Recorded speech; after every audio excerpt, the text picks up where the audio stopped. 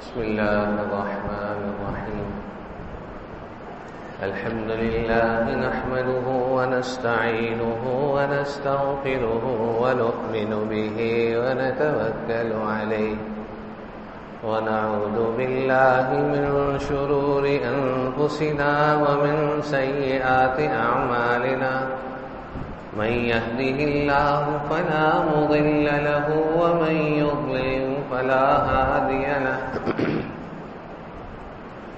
ونشهد أن لا إله إلا الله وحده لا شريك له. ونشهد أن سيدنا وسندنا ومولانا محمدا عبده ورسوله. صلى الله تعالى عليه وعلى آله وأصحابه وأتباعه وبارك وسلم. أما بعد فأعوذ بالله من الشيطان الرجيم. بسم الله الرحمن الرحيم. إنك لعلى خلق عظيم. قال النبي صلى الله عليه وسلم: إنما بعثت لأتمم مكارم الأخلاق. صدق الله وصدق رسوله النبي الكريم. سورہ قلم میں اللہ تعالیٰ جل شان نے ہمارے پیارے آقا علیہ الصلوۃ والسلام کے اخلاق کی ضمانت دی ہے اور عظیم بلند معیاری اخلاق کا تذکرہ فرمایا ہے. صحابہ کرام سے جو اس آیت کی تفسیر پہنچتی ہے وہ یہی ہے کہ جو قرآن کریم کے آداب ہیں وہی آپ کے اخلاق ہیں. یعنی قرآن کریم نے جو کچھ ہمیں سکھلایا آقا علیہ الصلوۃ والسلام میں بھرپور پایا.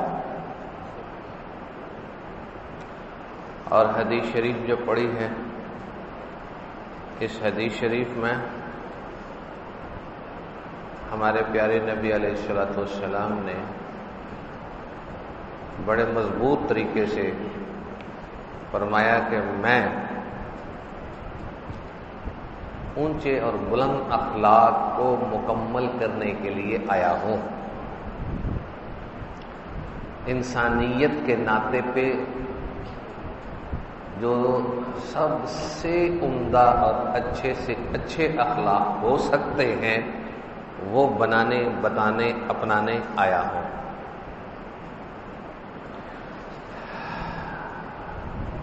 ربیع الاول چل رہا ہے.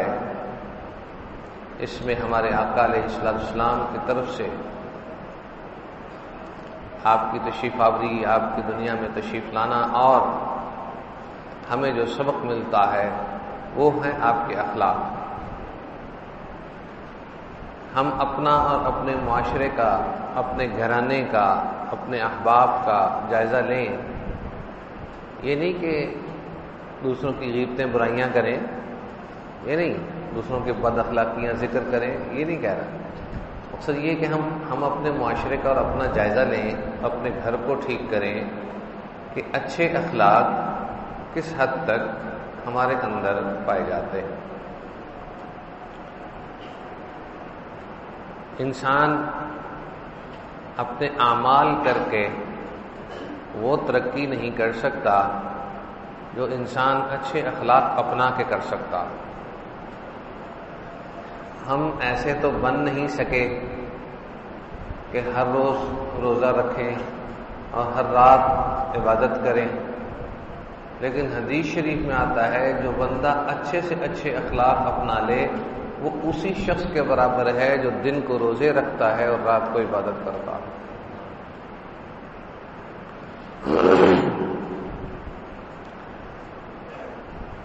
اچھے اخلاق اپنانا انسان کی بہت بلند معیاری عبادت ہے، مقصودی عبادت ہے.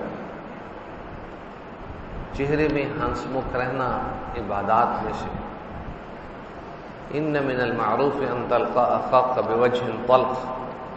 آقا علیہ السلام نے فرمایا تم خندہ پیشانی کسی کو مل لو گے یہ بھی ایک نیکی ہوگی. ہمیں آقا علیہ السلام کی برکت سے ہر موڑ پہ ترقی کی راہیں ہیں. ہر صبح، ہر شام، ہر دوپہر، ہر رات، ہر دن، ہر لمحہ ہمارے لیے ترقی کی راہیں ہیں. صرف ربیع الاول ہی ترقی کی راہ نہیں ہے. جو وقت ہمیں دنیا میں مل گیا ہے اس وقت میں ہم اگر آقا علیہ السلام کے طریقے پہ آ جائیں تو ترقی ہی ترقی. اس کے علاوہ اگر ہم کسی اور طریقے پہ چلیں تو تنزلی ہی تنزلی ہے، نیچے گرنا ہی گرنا. ہمارے پیارے آقا علیہ السلام جب کسی سے ملتے تھے تو توجہ کے ساتھ ملتے تھے، پوری توجہ اس کو دیتے تھے. جب تک ہاتھ میں ہاتھ دے کے رکھتا آپ ہاتھ نہ چھڑاتے تھے، اور جب وہ نہ ہٹتا آپ نہ ہٹتے تھے. چاہے غریب ہو، چاہے کوئی بھی ہو، مسافر ہو، غریب ہو، اتنی زیادہ توجہ دینا یہ کیا ہے؟ حسن اخلاق. صحابہ کرام کا عشق اور ان کے اخلاق اور ان کی چاہت پر یوں نظر فرمائیں کہ صحابہ کرام رضوان اللہ تعالی علیہم اجمعین اس وقت بڑے خوش اور بہت ہی زبردست فرحت، خوشی محسوس کر رہے ہوتے تھے جس وقت آقا علیہ السلام سامنے ہوتے تھے. جو ہی آقا علیہ السلام اوجھل ہو جاتے نظروں سے وہ بیچارے اپنی سوچوں میں چلے جاتے. جب آپ کا چہرہ انور سامنے ہوتا تو صحابہ کرام خوش و خرم، کبھی دیکھتے تھکتے نہ تھے، اکتاتے نہ تھے. آقا علیہ السلام دنیا کے حسین ترین لوگوں میں اور احسن الناس وجہا و احسن الناس اخلاقا. آقا علیہ السلام ظاہری خوبصورتی کے لحاظ سے بھی سب سے خوبصورت اور سیرت کے لحاظ سے بھی سب سے اعلیٰ اخلاق والے تھے.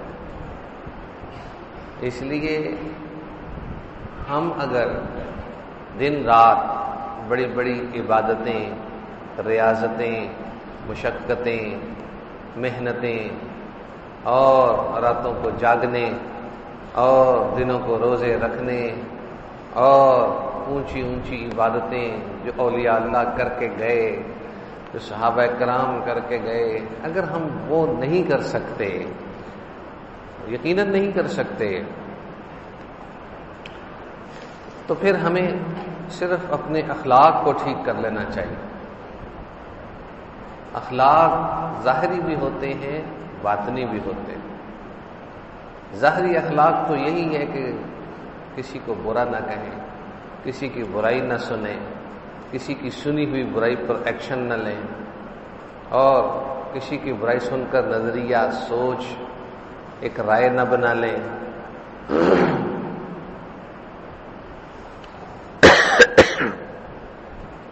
کسی کو برا نہ کہیں.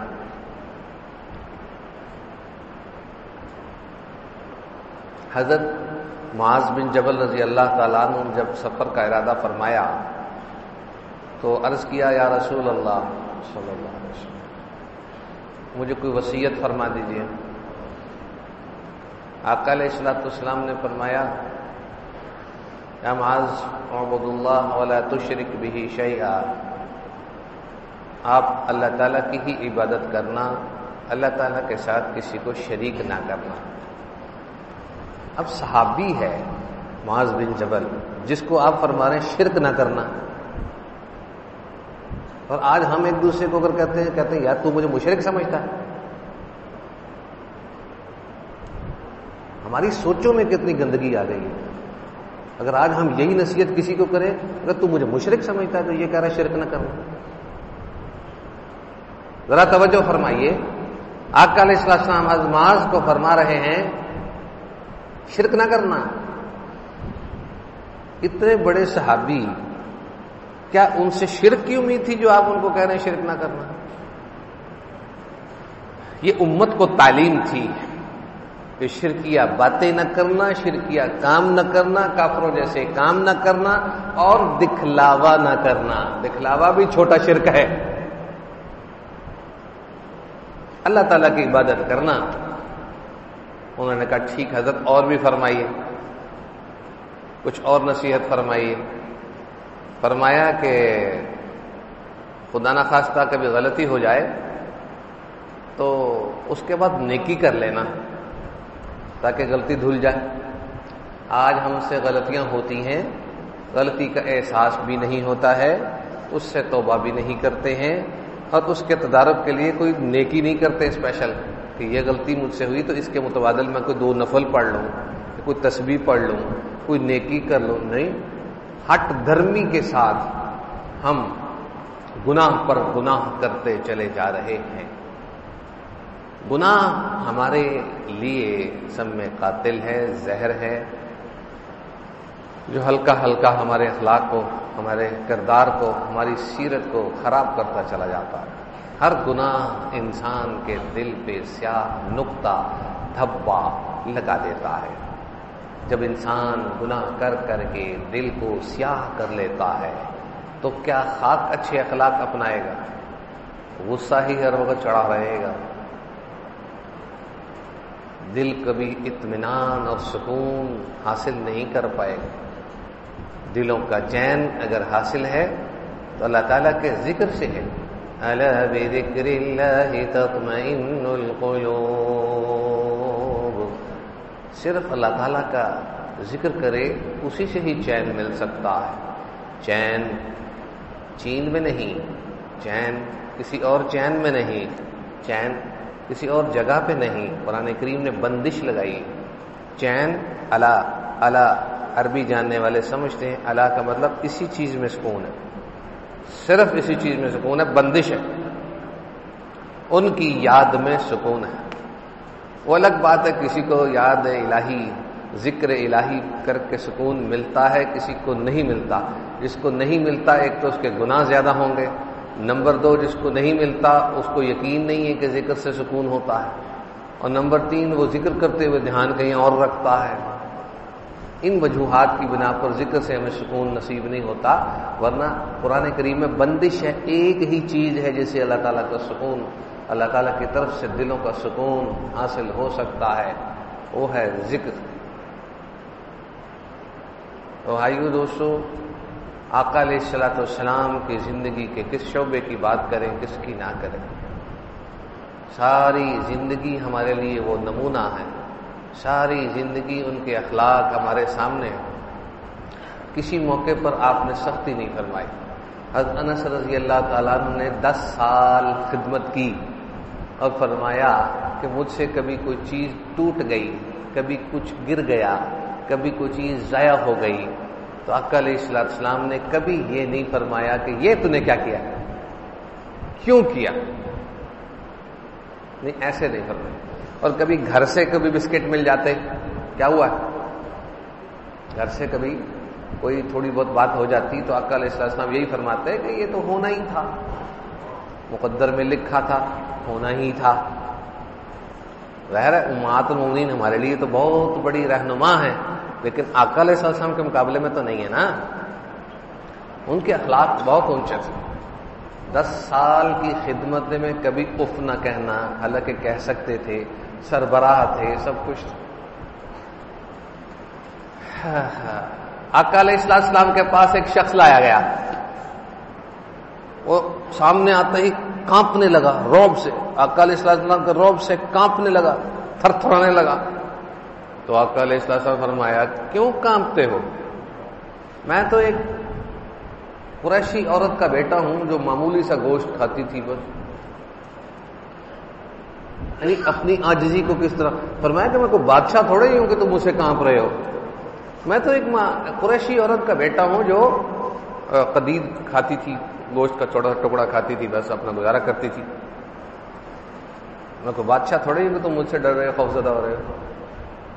تو یہ عاجزی ہے، یہ اخلاق ہے. کسی سے بات کرتے پوری بات سنتے. ایک ساتھی نے راستے میں سفر میں تھا، راستے میں اس نے پکڑا آقا علیہ السلام کی چادر لپیٹی ہوئی تھی، چادر کو زور سے کھینچا، اب اس کے سینے پہ جا لگے. آپ نے اس کو ڈانٹا نہیں. کیا بات ہے، ایسے کیوں کہہ رہے ہو؟ تمہیں اخلاق نہیں، تمہیں پتہ نہیں. یہاں پر ہم سبق سکھانے کے لیے کہتے ہیں اگلے کو، تو یار تو ایسا تجھے سبق سکھاؤں گا تو کسی اور کے ساتھ ایسا نہیں کرے گا. آقا علیہ السلام نے تو یوں نہیں کیا. آقا علیہ السلام نے اچھا سبق سکھایا، مسکرا دیے، فرمایا جی فرمائیے. اور ہماری سوچ میں اور آقا علیہ السلام کی سوچ میں کتنا فرق ہے. ہم سمجھتے ہیں کہ ہم اس موقع پہ اس کو سبق نہیں سکھائیں گے تو سکھائیں گے کب؟ ٹکا کے سنا دیتے ہیں کہ ہم سبق سکھا رہے ہیں. یہ ہمارے آقا علیہ السلام کی سنت نہیں ہے. ان کی سنت سہ جانا، پی جانا. تو اس کو مشارے کو تقاضا تھا کہ مجھے کچھ چیزیں چاہیے، کچھ سامان چاہیے، کچھ مال چاہیے. تو آقا علیہ السلام نے اس کو دلوا دیا. انسان کی سوچ اچھی ہونی چاہیے، نظریہ اچھا ہونا چاہیے، چہرے پہ کھلکھلاہٹ ہونی چاہیے. اس میں انسان کامیاب ہوتا. ایسے نہیں ہوتا. اپنی بات منوا کے رہنا، اپنا حکم چلا کے رہنا، اپنا مشورے کو بھی منوا کے رہنا. آقا علیہ السلام مشورہ دیتے تھے نا تو صحابہ کرام آگے سے پوچھ، حضرت مشورہ ہے یا حکم ہے؟ حکم ہے تو ہم مان لیں گے، مشورہ ہے تو نہیں، سوری، ہمارے لیے گھریلو مسئلہ ہے. ٹھیک. خاتون کو آپ نے نصیحت فرمائی کر لے شادی اس سے، کہنے کہ حضرت مشورہ ہے یا حکم ہے؟ حکم نہیں، مشورہ.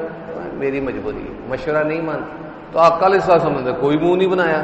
اور آج ہمارا کوئی بڑے مولوی صاحب مشورہ دے، تو نے میری بات نہیں مانی تھی، کٹ آف، چلو لڑائی. ہم چاہتے ہیں ہمارا مشورہ حکم کا درجہ رکھے. کیا حیثیت ہے تیری ہے انسان؟ سارے نبیوں کا سردار تو اپنے مشورے کو کوئی حیثیت نہیں دے رہے عاجزی کے طور پہ، حالانکہ ہمارے لیے ان کا مشورہ سر آنکھوں پر حکم کے درجے میں ہے. لیکن صحابہ کرام بے تکلفی میں کہہ دیتے مشورہ حضرت پھر میرے لیے مسئلہ ہے. سیدھی سیدھی سی بات ہوتی تھی. نکاح بیاہ بھی آپ کے کئی ہوئے، اس میں کئی مرتبہ عورتوں نے خود تذکرہ کیا ہم آپ سے نکاح کرنا چاہتے ہیں. آپ نے ایک نظر دیکھا، کبھی ہاں کر دی، کبھی نہ کر دی. بے تکلفی میں خیر ہوتی ہے. تکلفات جی حسن اخلاق کا حصہ نہیں ہے. اس لیے ہمیشہ مزاج کو سمجھ کے چلنا چاہیے. ایسے مزاج آپ نے بتائے، انما بعثت معلمہ بھی، اور انما بعثت لاتمم مکارم الاخلاق. میں عالی سے عالی، اچھے سے اچھے اخلاق پورے کرنے کے لیے آیا ہوں. اس کے بعد اس سے اعلیٰ اخلاق دنیا میں نہیں ہو سکتے. اس سے کیا اچھے اخلاق ہوں گے؟ لوگ بدسختی سے مل رہے ہیں، آپ نرمی سے مل رہے ہیں.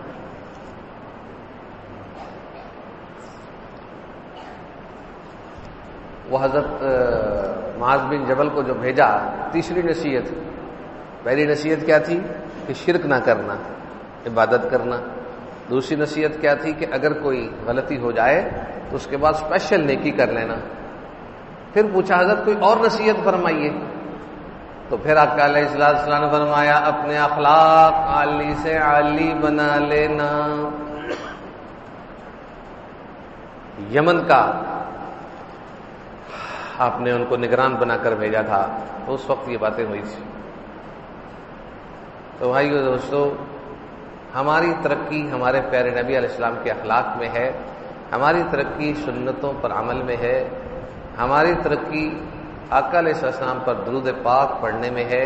ہماری ترقی ربیع الاول ہی نہیں، سال کے ہر مہینے، زندگی کے ہر سال میں آقا علیہ السلام کو یاد کرنے اور ان کی چیزوں باتوں پر عمل کرنے میں ہے.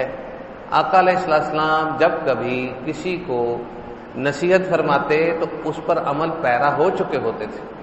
پہلے خود عمل فرماتے تھے، پھر نصیحت فرماتے تھے. اس لیے کبھی بھی آپ کے عمل میں اور قول میں ٹکراؤ نہیں آتا تھا. ہاں کچھ جگہیں ایسی ہوتی تھی جہاں آقا علیہ السلام کی خصوصیت ہوتی تھی، وہاں بتا دیتے تھے یہ میرے لیے ہے. جیسے نکاح آپ کے 10 نکاح ہونا، اس سے زیادہ نکاح ہونا، بیک وقت 9-10 نکاح رہنا، یہ آقا صلی اللہ علیہ وسلم کی خصوصیت تھی. ہمارے لیے قرآن کریم میں واضح ہے کہ 4 بیک وقت نکاح رکھ سکتے ہیں، اس سے زیادہ نہیں. تو بہرحال جہاں خصوصیت کا احتمال ہو وہاں بتا دیا جاتا تھا کہ یہاں آپ کی خصوصیت ہے، معجزہ ہے، یا اللہ تعالیٰ نے آپ کو اسپیشل یہ پیکج دیا ہے. ہمارے لیے سب سے بڑا پیکج حسن اخلاق. ایک حدیث شریف میں آقا علیہ السلام نے فرمایا اکمل الایمان، سب سے زیادہ کامل ایمان والا شخص وہ ہے جس کے اخلاق سب سے اچھے، احسنہم خلقا، جس کے اخلاق سب سے اچھے. آج ہم اگر آقا علیہ السلام کی اس سیرت کے اس حصے کو، اخلاق عالیہ کو، صرف اسی کو اپنا لیں تو باقی عبادات میں بھی نرمی ہو جائے گی.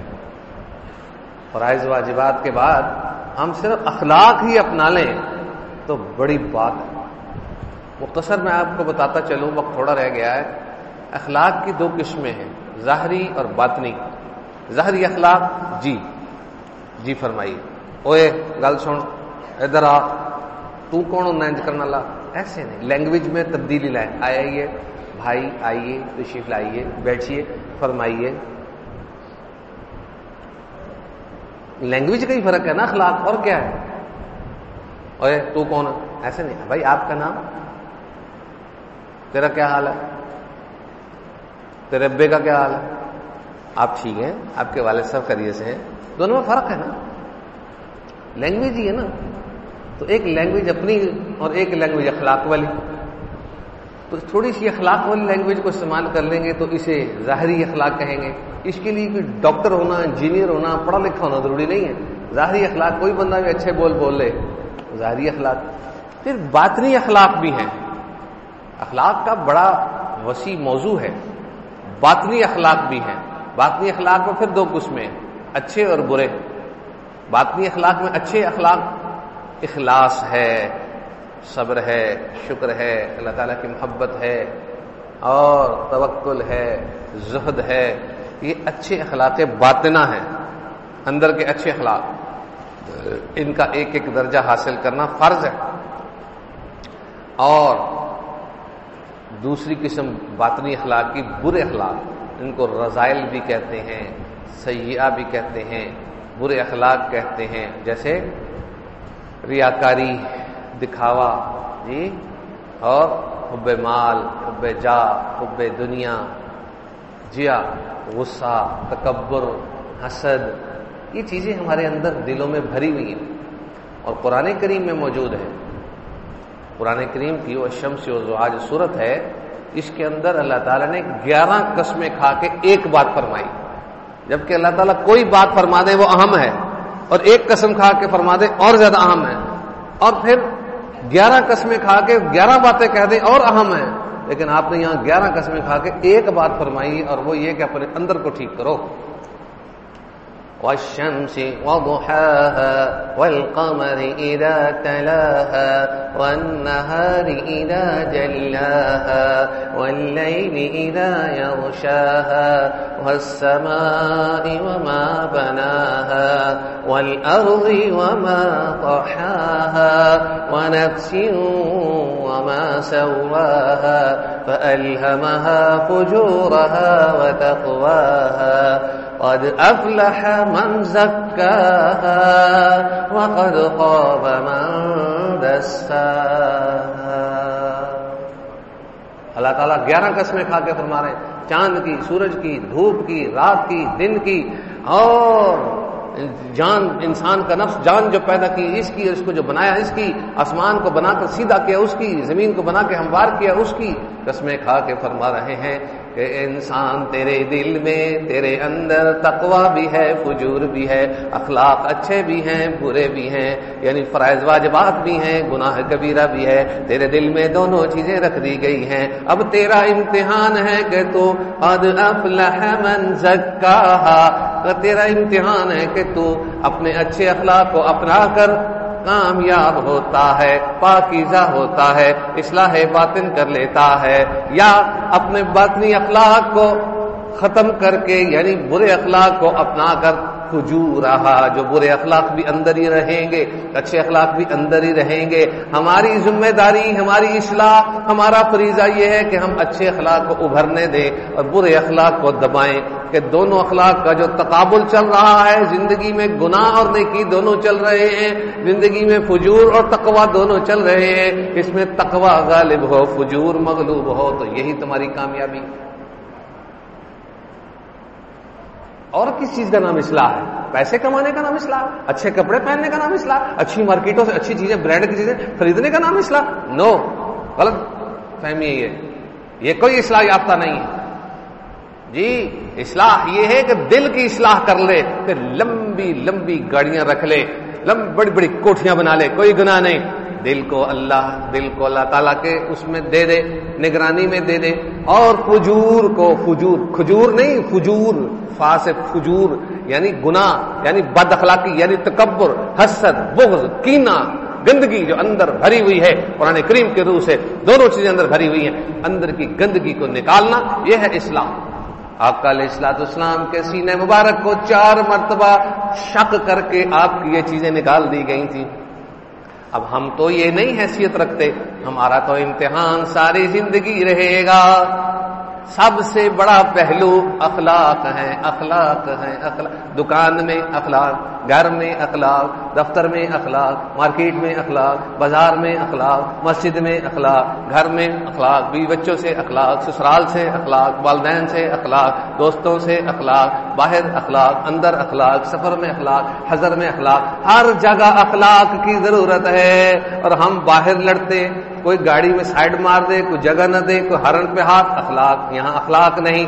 کوئی بوڑھا ہے، کوئی جوان ہے، کسی کو کوئی مسئلہ ہے، کوئی لائن لگی ہوئی توڑ کے بد اخلاقی، کبھی زبان سے بد اخلاقی، کبھی جسم سے لائن توڑ کے بد اخلاقی، کسی کو چوٹ مار کے بد اخلاقی، ہاتھوں سے میسج کر کے بد اخلاقی، نظروں سے کسی کو اشارہ غلط کر کے بد اخلاقی، کسی خاتون کو چھیڑ کے بد اخلاقی، کسی کو کسی طرح تنگ کر کے بد اخلاقی۔ ہر وقت تو اخلاق کے پیپر دے رہے ہیں، کون اخلاق میں عالی ہے، کون اخلاق میں پنچر ہے، یہی ہمارا امتحان ہے۔ آج اگر ہم ربیع الاول کی سیرت کو دیکھ لیں، آج ہم ربیع الاول کے سبق کو سمجھ لیں، تو اخلاق اخلاق اخلاق یہ تسبیح کرنے کی ضرورت نہیں، عملی اپنانے کی ضرورت ہے۔ باطنی اخلاق اپنے کسی مربی، شیخ اور بزرگ سے، اپنے کسی بڑے سے بتا کر اصلاح کروائی جاتی ہے، اور ظاہری اخلاق سمجھ کر، سیکھ کر ظاہری اخلاق بھی اپنائے جا سکتے ہیں، خود بھی اپنائے جا سکتے ہیں، مگر باطنی اخلاق، مثال کے طور پر ایک تکبر ہے، اس تکبر کی مثال دیتا ہوں اور پھر ختم ہو رہا ہے وقت۔ بات یہ ہے کہ حدیث شریف میں ہے کہ جس کے دل میں رائی کے دانے کے برابر بھی تکبر نکل آیا قیامت میں، باڈی سے رائی کے دانے کے برابر ذرہ سا تکبر نکل آیا تو جنت میں داخلہ روک دیا جائے گا۔ اگرچہ اتنے بڑے بڑے بڑے نیک اعمال ساتھ لایا ہو، لیکن داخلہ جنت سے رک جائے گا۔ آپ کہیں گے کہ یہ کیسی بات ہوئی، اتنی نیکیاں میری کدھر گئیں، اتنوں سا ذرہ وہ برائی کا وہ غالب کیسے آ گیا؟ اس کی مثال ہمارے بزرگوں نے دی۔ سلائی مشین کو جب کپڑا سیتے ہیں، جہاں سے دھاگا ڈالتے ہیں وہ جگہ رائی کے دانے کے برابر ہوتی ہے، جہاں سے دھاگا ڈالتے ہیں وہ دھاگا ٹوٹ جائے تو دنیا کی کوئی طاقت ہے، جاپان اور جرمن کے مشین کے پرزے کپڑا نہیں سی سکتے۔ ہمارے اعمال 20 بڑے بڑے بڑے بڑے لے کر آئے ہوں نیک، لیکن جہاں سے دھاگا ڈالتے ہیں دھاگے ٹوٹ گئے، مشین رک گئی، داخلہ جنت میں جانے سے رک گیا، جس کی باڈی میں تکبر پایا گیا رائی کے دانے کے برابر۔ آج ہمارے دلوں میں شوق پر بھرے ہوئے تکبر کا، یاد رکھیے۔ کوئی کسی بہن سے لڑا ہوا ہے، کوئی کسی بہنوئی سے لڑا ہوا ہے، کوئی کسی بھائی سے لڑا ہوا ہے، کوئی کسی پھپھی سے لڑا ہوا ہے، کوئی کسی ماموں سے لڑا ہوا ہے، کوئی والدین سے لڑا ہوا ہے۔ بدبخت ہے جو والدین سے لڑا ہوا ہے۔ کون ہے جو لڑا ہوا نہیں ہے؟ یہ بتائیے، دنیا میں کون ہے جو لڑا ہوا نہیں ہے؟ اخلاق تو یہ ہے کہ لڑائی ختم ہو۔ آقا علیہ السلام کی سنت تو یہ ہے کہ جو لڑتا ہے اس سے جا جا کے ملتے ہیں، سوری خود کرتے ہیں، ملنے میں پہل کرتے ہیں، سلام کو عام کرتے ہیں، سنتوں کو زندہ کرتے ہیں۔ یہ ہے اخلاق آقا علیہ السلام کے۔ اللہ رب العزت ہم سب کو دل و جان سے آقا علیہ السلام کی سنتوں اور ان کے اخلاق کو اپنانے کی توفیق عطا فرمائے۔ آمین ثم آمین، وآخر دعوانا الحمدللہ رب العالمین۔